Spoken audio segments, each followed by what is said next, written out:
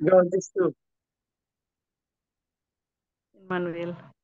Emmanuel, আমার কথা শুনতে পাচ্ছেন? হ্যাঁ দাদা, শোনা শোনা যায়? যাচ্ছে। আচ্ছা, আমি ধন্যবাদ জানাই আজকে বছরের শেষ দিনে আমাকে সুসমাচার প্রচারের জন্য সুযোগ দিয়েছে এভরিডে প্রেয়ার গ্রুপ। আমি কৃতজ্ঞ। আমি পাস্টর রিপন দাসের কাছে কৃতজ্ঞ, তিনি আমাকে স্মরণ করেছেন।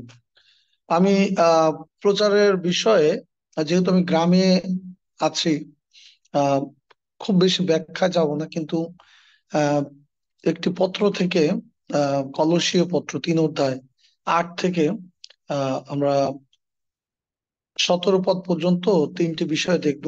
তার আগে আমি একটু টাচ দিয়ে যেতে চাই যে প্রভু যীশু খ্রিস্ট তিনি যখন স্বর্গে চলে যান, তার আগে যে তার যে ফাইনাল ডেজ যেগুলো ছিল, ফাইনাল দিন ছিল, সে কি করেছিলেন আমরা একটু দেখবো, এবং তারপরে আমরা কলসিয়াতে যাব। আমি এই জন্য বললাম যে আজকে আমাদের মানে লাস্ট ডেজ 2023। কালকে একটু পরে আমরা নতুন একটা বছরে আমরা প্রবেশ করব। তার আগে আহ আহ যিশু কি করেছেন তার শেষ সময় আমরা একটু দেখতে চাই। প্রেরিত পুস্তক 1 অধ্যায় 1 থেকে 11 আমি পড়বো না, আমি শুধু বলে যাই যে যিশু, দেখবেন সেখানে 1 থেকে 11 পদের মধ্যে যে যিশু একদম শেষ সময় এসে তিনি কি করেছিলেন। প্রথমত তিনি পুনরুত্থিত হয়ে আহ বিভিন্ন লোকের কাছে নিজেকে প্রমাণ করেছিলেন যে আমি মৃত্যুকে জয় করেছি। তিনি সাক্ষ্য দিচ্ছিলেন, এবং আমি বলতে চাই যে এই সাক্ষ্য দেওয়াটা একটা গুরুত্বপূর্ণ বিষয়। আমার প্রশ্ন হলো, আমাদের জীবনে সাক্ষ্য আছে কিনা? যিশু যেভাবে তিনি শেষকালে, শেষ সময় তার ফিজিক্যালি এই পৃথিবীতে তিনি সাক্ষ্য দিয়েছিলেন। তারপরে দেখতে পাই তিনি দর্শন দিয়েছিলেন বিভিন্ন লোকদেরকে। আমরা দেখি প্রথম করিন্থীয় পুস্তকে প্রায় 500-রও অধিক ভ্রাতা, তাদের সাথে তিনি দেখা দিয়েছিলেন। আমরা কতজন আছি প্রভুর দর্শন আমরা পেয়েছি? এটাও একটা আমাদের জীবনে প্রশ্ন থাকা উচিত। তিনি শিক্ষা দিয়েছেন যাওয়ার আগে, তিনি শিষ্যদেরকে শিক্ষা দিয়েছেন। তিনি আজকে নতুন একটা বছরে যাবার আগে আমার প্রশ্ন যে আমাদের জীবনে নিজেরা শিক্ষা নেবার সেই ইচ্ছা আছে কিনা, এবং অন্যকে সেই শিক্ষা দেবার আমাদের সেই চিন্তা আছে কিনা। মনে রাখবেন যে সবচেয়ে গুরুত্বপূর্ণ আহ বিষয় হলো বাইবেলের, যে আপনি যা শেখেন তা যেন অন্যের কাছে শেয়ার করতে পারেন।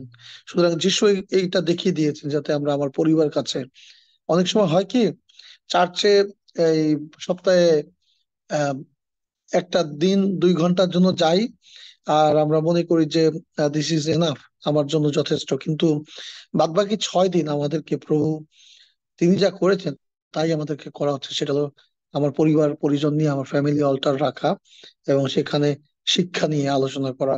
সেই কাজটা আমাদের করা উচিত। সুতরাং প্রত্যেক বিশ্বাসীকে এক একজন কিন্তু টিচার, মনে রাখতে হবে। তারপরে দেখি তিনি প্রতিজ্ঞা করেছিলেন, তিনি প্রতিজ্ঞা করছেন যে তিনি আহ কি বলে, তারপর সেই যদি তারা অপেক্ষা করতে বলেছিলেন, এবং তিনি বলেছিলেন যে তোমরা যদি অপেক্ষা করো তাহলে তোমাদের সহায় আসবে, সেই শক্তি আসবে, পবিত্রতা আসবে, পবিত্রতায় তোমরা সেই তোমাদের অভিষেক হবে, বাপ্তিস্ম হবে। আজকে আমাদের জীবনে প্রভুর জন্য আমাদের কি প্রতিজ্ঞা রয়েছে? এটা একটা প্রশ্ন। শেষ সময়ে যে কয়েক ঘন্টা পর আমরা 2024-এ পাড়া দেবো, আমাদের কি প্রতিজ্ঞা থাকা উচিত প্রভুর জন্য, প্রভু তার আত্মিক কাজের জন্য, স্বর্গ রাজ্যের জন্য আমাদের কি ধরনের প্রতিজ্ঞা আমাদের জীবনে আত্মিকতা বৃদ্ধির জন্য থাকা উচিত? মনে রাখবেন একটা কথা, যে প্রতিজ্ঞা আমরা নেই প্রত্যেক বছরে, অনেকেই আছি, কিন্তু সেই প্রতিজ্ঞা আমরা শেষ পর্যন্ত অনেকে রক্ষা করতে পারি না। যেমন করে অনেকে আমরা বলি বাইবেল শেষ করবো, অনেকে বলে এই করবো সেই করবো, হয় না। কারণ সেই প্রতিজ্ঞাগুলো আমরা প্রার্থনা পূর্বক আমরা নেই না। প্রার্থনা পূর্বক আমরা প্রতিজ্ঞাগুলো আমরা গ্রহণ করি না। সেই জন্য আজকে আমরা এমন করতে পারি যে আমরা প্রার্থনা পূর্বক প্রতিজ্ঞা নিতে পারি যে প্রভু, আমি 2024 সালে বা যতদিন আমি বেঁচে আছি তোমার জন্য এই এই কাজ আমি করব। তারপরে দেখতে পাই তিনি আদেশ দিলেন, কি আদেশ দিয়েছিলেন যেন? সুসমাচার প্রচার করে শিষ্যরা। দেখেন, এটা আমার কাছে খুব গুরুত্বপূর্ণ বিষয়। একদম শেষ কালে যখন তিনি স্বর্গে যাবে, ঠিক তার আগে তিনি তার শিষ্যদের সঙ্গে ফিজিক্যালি আর দেখা হবে না, কিন্তু তিনি চিন্তা করলেন যে আমি যাবার আগে গুরুত্বপূর্ণ সবচেয়ে কোনটা গুরুত্বপূর্ণ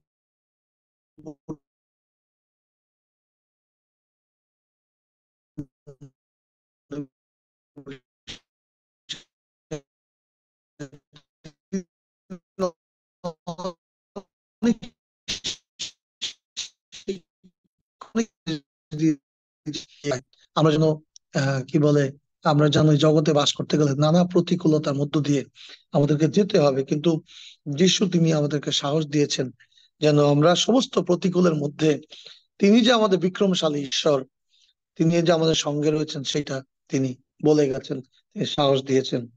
এবং শেষে তিনি যেটা করে গেছেন, স্বর্গে যাওয়ার আগে তিনি অভয় দিয়েছিলেন শিষ্যদেরকে। অভয়টা কি? যে তিনি আবারও ফিরে আসবেন। আমাদের এই প্রত্যাশা আছে কিনা আমাদের জীবনে যে যিশু আবার ফিরে আসবে? যদি এই প্রত্যাশা থাকে তাহলে আমি বলতে পারি যে তাহলে আমাদের জীবনের প্রতি মায়া কমে যাবে, জগতের প্রতি আমাদের মায়া কমে যাবে।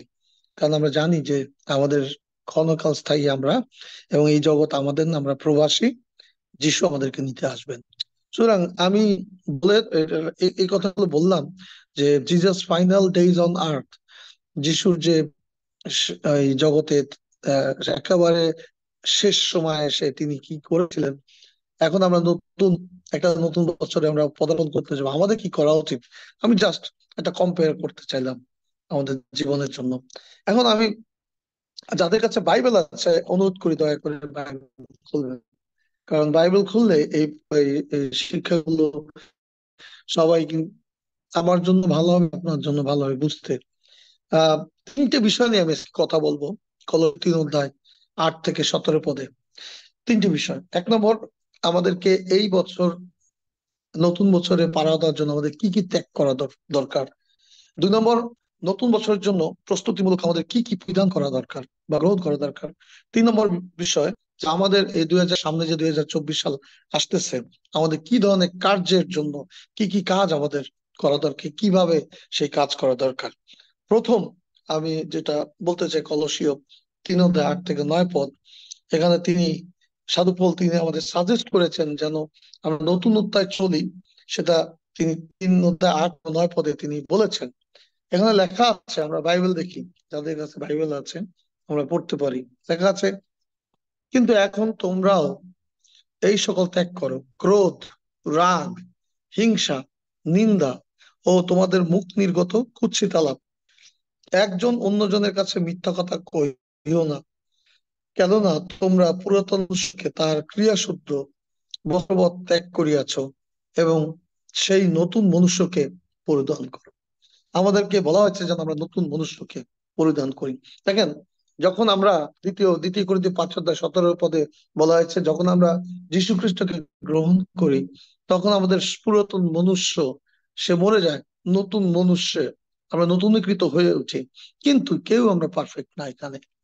আমরা যতজন আমরা জুমের মধ্যে রয়েছি বা যতজন এই প্রচার শুনছেন, আমি বলতে পারি নির্ঘাত সত্যি কথা নিশ্চিত ভাবে যে আমরা কেউ পারফেক্ট না।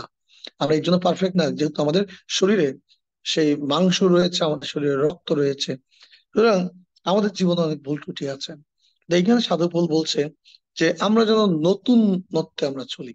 আমি আজকের ভাষায় বলতে চাই, নতুন বছরে পদার্পণ করার আগে আসুন আমরা প্রভুর কাছে আমাদের যে পাপগুলো স্পেসিফিকলি এখানে বলা হয়েছে, ক্রোধ, রাগ, হিংসা, নিন্দা, কুৎসিত আলাপ, মিথ্যা কথা, আরো অনেক অনেক পাপ রয়েছে, সেগুলো যেন আমরা পরিত্যাগ করি। দেখেন, কিছু কিছু পাপ আছে ভিজিবল, দেখা যায়, বুঝতে পারি। যেমন কুৎসিত আলাপ হতে পারে, নিন্দা হতে পারে, মিথ্যা কথা হতে পারে। কিন্তু আবার কিছু কিছু পাপ থাকে যেগুলো ইনভিজিবল, মানে অর্থাৎ বাইরে থেকে দেখে না, ভিতরের মধ্যে থাকে। যেমন অহংকার, ক্রোধ, রাগ, এগুলো থাকে।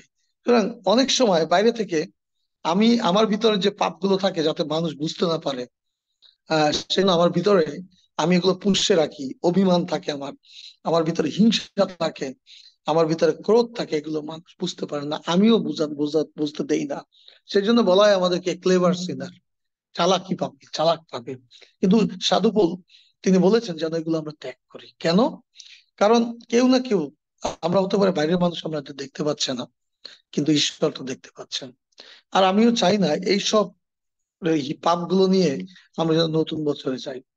একটা কাজ অন্তত আমরা করতে পারি, সেটা হলো যে প্রভুর কাছে আমরা পাপ স্বীকার করতে পারি যে প্রভু, আমি নতুন বছরে পদার্পণ করে, প্রভু আমার ভিতরে রাগ আছে, প্রচন্ড রাগী আমি। প্রভু আমার ভিতরে ক্রোধ আছে, হিংসা আছে আমার ভিতরে। আমি অনেক সময় নিন্দা করি আমার মুখ দিয়ে অন্যকে, অন্যান্য বিশ্বাসী ভাই বোনদেরকে। আমি কুৎসিত আলাপ করি যখন অনেক সময় যে আলাপগুলো হয়তো আমার বন্ধু বান্ধবের মধ্যে সীমাবদ্ধ থাকে, অথবা আমার প্রিয় কোনো মানুষের সঙ্গে সীমাবদ্ধ থাকে, যখন আমরা এক জায়গায় হই তখন অনেক বাজে বাজে কথা আমরা নিজেরা আলাপ করি। তো ওইগুলো রয়েছে আমার ভিতরে, মিথ্যা কথা বলি আমরা, আছি। আমরা অনেক সময় চেষ্টা করি মিথ্যা কথা না বলতে, কিন্তু তারপরও আমি বলতে চাই যে দেখেন, ঘুম থেকে উঠে এই পর্যন্ত আমরা নিজেরা গুণে দেখি কয়টা মিথ্যা কথা আমরা বলেছি। প্রিয় ভাই বোন, এক গীতে এক জায়গায় বলছে আমাদের মাথার চুলের চেয়েও আমাদের পাপ বেশি, বুঝতে হবে। তো এইগুলো আমরা অনেক সময় না চাইলে আমরা করে বসি, আমরা চেষ্টা করি না যে এসব করব না, তারপর আমরা এই পাপগুলো করে থাকি। কিরকম? যেমন আপনি যদি কখনো প্যান্ট বা শাড়ি পরে, এই অভিজ্ঞতা আছে কিনা, আমাদের দেশে এটারে বলে চোরা কাটা। যখন আপনি কোনো মাঠের মধ্যে লম্বা লম্বা ছোট ছোট ঘাসের মতো একটু লম্বা হয়, এগুলো নিয়ে আপনি ওই মাঠ দিয়ে হাঁটলে আপনার ওই কাঁটাগুলো আপনার শরীরে, অর্থাৎ প্যান্টে অথবা আপনার শাড়িতে বা সালোয়ার কামিজে ওই এটা লেগে যাবে কাঁটার মতো। এবং যখন আপনি বাসায় আসবেন তখন দেখতে পাবেন যে আপনার প্যান্টে বা আপনার শরীরের কোনো কাপড়ে ওই চোরা কাঁটাগুলো লেগে আছে। ওটা সমস্যা। একটা সমস্যা হলো আপনি চাইলে সবগুলো একসঙ্গে উঠাতে পারবেন না, দেখবেন যে কি কয়েকটা রয়ে যাবে। আপনি যদি ব্রাশ করেন তাও কিছু রয়ে যাবে। তো ওগুলো একটা একটা করে এগুলো উঠাতে হয়। এটারে আমরা বলি চোরা কাটা। তো এই এই এই আমাদের জীবনে এরকম হয়। আমরা চেষ্টা করি আহ মানে চেষ্টা করি নিজেকে নিখুঁত রাখার, কিন্তু আসলে আমরা পারি না, কারণ এটা সম্ভব না আমাদের পক্ষে, যতদিন না পর্যন্ত এই দেহেও আমাদের পরিবর্তন না হবে। কিন্তু মনে রাখতে হবে, আমাদের জীবনে এই পাপগুলোকে আমরা আহ এগুলো নিয়ে আমরা স্বর্গে প্রবেশ করতে পারবো না। সুতরাং এবং এই এই এই এই রাগগুলো বা এই পাপগুলোর কারণে আমাদের জীবনে অনেক উন্নতির প্রতিবন্ধকতাও তৈরি করে। আজকে আমি বলতে চাই যে আমাদের জীবনে হতে পারে যে আমি আহ অনেক একজন ভালো মানুষ, আমি একজন অনেক কি বলে আমাকে কি বলে, আমি কোন সাইড দিয়ে আমি আহ চেষ্টা করি না যাতে ঈশ্বর দৃষ্টিতে আমি খারাপ কিছু করি বা মানুষের দৃষ্টিতে, তারপরেও থেকে যায় কিছু। আজকে এই কারণে আমরা আমাদের জীবন উন্নতির প্রতিবন্ধকতা হয়, আর্থিক উন্নতি, জাগতিক উন্নতি। তাই আসুন আমরা 2024 সালে পদার্পণ করার আগে প্রভুর কাছে বলি, প্রভু এই পাপ তুমি ক্ষমা করো। আগামী বছর যেন আমার রাগ না থাকে, আগামী বছর যেন আমার ক্রোধ না থাকে, হিংসা না থাকে, আমার মুখ দিয়ে নিন্দা না বেরোয়, আমার জন্য কুৎসিত আলাপ না বেরোয়, আমি যেন মিথ্যা কথা না বলি, আমি অন্যান্য পাপ যেন না করি, যে পাপগুলো তুমি অসন্তুষ্ট হও। আমরা সেইটাকে বলছি, সাধু পৌল বলছি যেন এগুলো আমরা ত্যাগ করি। আসুন আমরা এই 2024 সালের ঢুকবার আগে আমরা এই সব পাপগুলো আমরা আমাদের জীবন থেকে ত্যাগ করি। দ্বিতীয় যে বিষয়টা বলতে চাই সেটা হলো, সাধু পৌল তিনি বলছেন পরিধান করি। 3 অধ্যায় 12 থেকে 14 পদে এখন লেখা আছে, অতএব তোমরা ঈশ্বরের মনোনীত লোকদের, পবিত্র ও প্রিয় লোকদের উপযোগী মতে করুণা চিত্ত, মধুর ভাব, নম্রতা, মৃদুতা, সহিষ্ণুতা পরিধান করো। পরস্পর সহনশীল হও, এবং যদি কাউকে দোষ দিবার কারণ থাকে তবে পরস্পর ক্ষমা করো, যেমন তোমাদিগকে ক্ষমা করিয়াছেন তোমরাও তেমনি করো। আর এই সকলের উপরে প্রেম পরিধান করো, তাহাই সিদ্ধির যোগবন্ধন। দেখেন, তাহলে এখানে মূলত এই 12 থেকে 14 পদের শেষে এসে যে কথাটা বলা হয়েছে সেটা হচ্ছে যেন সবকিছুর মূলে আমরা যেন প্রভুর প্রেম আমরা পরিধান করি। এবং কিভাবে আমরা প্রভুর প্রেম পরিধান করতে পারি? ঈশ্বরের বাক্যের মধ্য দিয়ে বলা হয়েছে। আমরা গীত, স্তোত্র, আত্মিক সংকীর্তন, শিক্ষাদান এগুলোর মধ্য দিয়ে যেন আমরা প্রভু প্রেমকে আরো বেশি গভীরভাবে আমরা পরিধান করতে পারি। এবং আরেকটা কথা বলা হয়েছে, তোমরা যা কিছু করো, আহ, এবং কি বলে, সরি, বলা হয়েছে পবিত্র, প্রিয়, করুণা চিত্ত, মধুর ভাব, নম্রতা, মৃদুতা, সহনশীলতা, ক্ষমা, এগুলোর মধ্য দিয়ে আমরা প্রভুর প্রেম করতে পারি। এখন আমি বলতে চাই একটা বিষয় যে আহ আমরা কেন এখানে পবিত্রতার কথা কেন বলা হয়েছে, কারণ আমি বলি আমাদেরকে পবিত্রতা পরিধান করা দরকার। এটা আমাদের নিজস্ব আহ চেষ্টা দ্বারা হবে না। পবিত্রতা আমাদের জীবনে যেহেতু অপবিত্র থাকে, সেই জন্য এখানে বলছে যেন আমরা নতুন বছরে আমরা পবিত্রতা আমরা গ্রহণ করি, আমরা যেন প্রিয় হই। অনেকে আছে আমরা অপ্রিয় মানুষ, কিন্তু দেখেন আহ আহ, আহ, আমরা যে কি বলে, মানুষ আমাদের অনেক সময় প্রিয় মনে করে না। ঈশ্বরের দৃষ্টিতে আমরা অনেক সময় প্রিয় হতে পারি না, কারণ আমাদের জীবনে কিছু ভুল ত্রুটি আছে। এখানে বলছে যেন আমরা প্রিয় হবার জন্য খ্রিস্টকে, বা আমরা যেন প্রিয় পরিধান করি। আমাদের যেন করুণা চিত্ত থাকে, আমাদের যেন মধুর ভাব থাকে, আমাদের যেন নম্রতা থাকে, মৃদুতা থাকে, সহনশীলতা থাকে, ক্ষমা, প্রেম, শান্তি, কৃতজ্ঞতা যেন থাকে। এগুলো আমাদেরকে পরিধান করতে বলা হয়েছে। একটা প্রথম বলছি আমাদের এই পাপগুলো যেন আমরা ত্যাগ করি। দ্বিতীয়ত আমরা বলছি 3:12-14 যেন আমরা পরিধান করি। পরিধান করার একটা যদি সহজ বাংলা বলি, যে যখন আমরা কাপড় চোপড় পরি, এটাকে পরিধান করা। আবার পরিত্রাণের বস্ত্র বলা হয়েছে যিশায় পুস্তকে, যে আমরা যেন পরিত্রাণের বস্ত্র আমরা পরিধান করি। কিন্তু এইখানে বলছে খুঁটি ছোট ছোট করে যেন আমরা খ্রিস্টের প্রেম পরিধান করি। প্রিয় ভাই বোন, এটা আমি এই জন্য বললাম যে যখন যখন সেই আদম এবং হাওয়া তারা সেই পাপ করার পরে তারা কি করেছিল আপনার মনে আছে? ডালিম গাছে, ডুমুর গাছের পাতা তারা পরিধান করেছিল, এবং ডুমুর গাছের পাতা পরিধান করার পরে তারা চেষ্টা করেছিল লজ্জা তারা ঢাকার জন্য। কিন্তু যখন ঈশ্বর তাদেরকে বের করে দিলেন এদন বাগান থেকে, তার আগে তিনি সেই নিজ হস্তে সেই পশুর চামড়া দিয়ে তাদের কাপড় বানিয়ে তাদেরকে পরিধান করালো। এবং কেন করা করা হয়েছিল? যে ওই যে ডুমুরের পাতার যে যে পোশাকটা ছিল ঈশ্বরের কাছে গ্রহণযোগ্য ছিল না, কিন্তু ঈশ্বর তার নিজ দায়িত্বে, নিজ কর্মের নিজে হাতে করে তাদেরকে পোশাক তাদেরকে বানিয়ে দিয়েছিল। কিন্তু মনে রাখবেন, সেই পোশাক পরতে গিয়ে তাদেরকে ডুমুরের পাতা ত্যাগ করতে হয়েছিল। আমি বুঝাতে পারলাম কিনা আমি জানি না। যখন সেই ঈশ্বর তাদেরকে এদেন বাগান থেকে বের করে দেয়, তখন তাদের এই পোশাক তাদেরকে পরতে হয়েছিল, কারণ ডুমুরের পোশাক পরা, ডুমুরের পাতার পোশাক তাদের তাদের সঙ্গে ছিল, তারা পরা ছিল, পরিধান করা ছিল, সেটাকে তাদেরকে খুলতে হয়েছিল, তাদেরকে আবার উলঙ্গ হইতেছিল। তারপর ঈশ্বর তাদেরকে সেই পরিত্রাণ সেই পশুর চামড়া দিয়ে সেই পোশাক তাদেরকে পরিয়ে দিয়েছিল।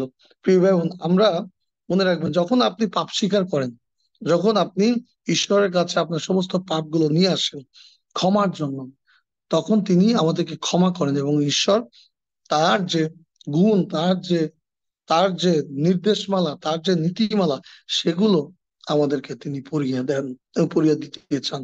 আমরা পাপ ত্যাগ করে উলঙ্গ থাকবো না, কিন্তু আমাদের অবশ্যই ঈশ্বরের দেওয়া পবিত্রতা, প্রিয়তা, করুণা চিত্ত, মধুর ভাব, নম্রতা, মৃদুতা, সহনশীলতা, ক্ষমা, প্রেম, শান্তি, কৃতজ্ঞতা এবং পরিত্রাণের বস্ত্র আমাদের পরিধান করতে হবে।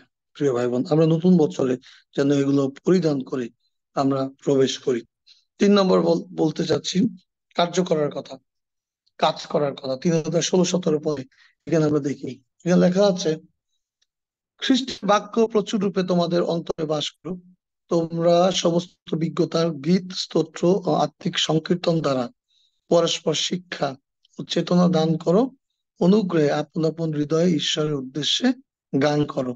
আর বাক্যে কি কাজে যা কিছু করো, সকলে প্রভু যিশুর নামে করো। তার দ্বারা পিতা ঈশ্বরের ধন্যবাদ করিতে করিতে ইহা করো। এখানে বলা হয়েছে, আমরা দেখলাম যে ত্যাগ করতে বলছে পাপ, এবং ঈশ্বরের গুণাবলীকে পরিধান করতে বলা হয়েছে। এখন বলা হয়েছে কাজ করো। পরিধান করে থাকলে চলবে না। আমাদেরকে কাজের কথা বলা হয়েছে। কি কাজ করতে বলতে বলা হয়েছে? যেন আমরা ঈশ্বরের বাক্য পড়ি, যেন প্রচুর রূপে আমাদের অন্তরে থাকে। প্রিয় ভাই বোন, আমাদের এই 2024 সালে আমরা অন্তত এরকম পদক্ষেপ নিতে পারি যে আমি প্রত্যেক দিন অন্তত 5টি অধ্যায় নতুন নিয়ম, 5টি অধ্যায় পুরাতন নিয়ম পড়তে পারি, অথবা 2টো অধ্যায় বা একটা অধ্যায় পড়তে পারি, মুখস্থ করতে পারি, ধ্যান করতে পারি, যেন আমাদের অন্তরে প্রচুর ঈশ্বরের বাক্য থাকে। এবং কেন এই কথা বলছে? কারণ মথি 4 অধ্যায় 4 পদে কি বলছে? মনুষ্য জাতিতে আছে না।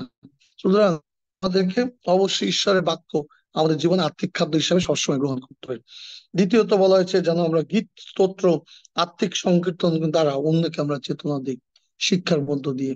আজকে আমাদেরকে যেন যখন আমরা সময় পাই, তখন যেন আমরা যেন সময়টা প্রভুর গৌরব প্রশংসার মধ্য দিয়ে যেন আমরা কাটাই, শিক্ষা দানের মধ্য দিয়ে আমরা কাটাই, সুসমাচার প্রচারের মধ্য দিয়ে যেন কাটাই, মন্ডলীর সেবা করার জন্য যেন কাটাই। আমরা জুমের মধ্য দিয়ে আমরা অনেক সেবার মধ্য দিয়ে জুমের মধ্য দিয়ে যে আমরা একত্রিত হই, সেখানেও আমরা আত্মিক ভাবে সেবা করতে পারি, সেই কাজ যেন আমরা করি। এবং যা যা যেটা আমাদের সামনে আসে, যাকব 4 অধ্যায় 17 পদে বলছে, বলা হয়েছে এই কথা যে যদি কেউ সৎকর্ম করতে জানে, সে যদি সে না করে তাহলে তার পাপ হয়। সুতরাং আমরা আমাদের জীবনে সামনে যত কাজ আসবে, সব কাজ যেন আমরা করি, সৎ কাজ যেন আমরা অলস হয়ে না পড়ি প্রভুর প্রভুর কাছে। এবং এখানে আরেকটা শেষে এসে বলছে, যা কিছু করি তা যেন প্রাণের সাথে করি। যা কিছু করি যেন, 23 পদে বলা হয়েছে, যেন আমরা প্রভুর কর্ম বলে করি।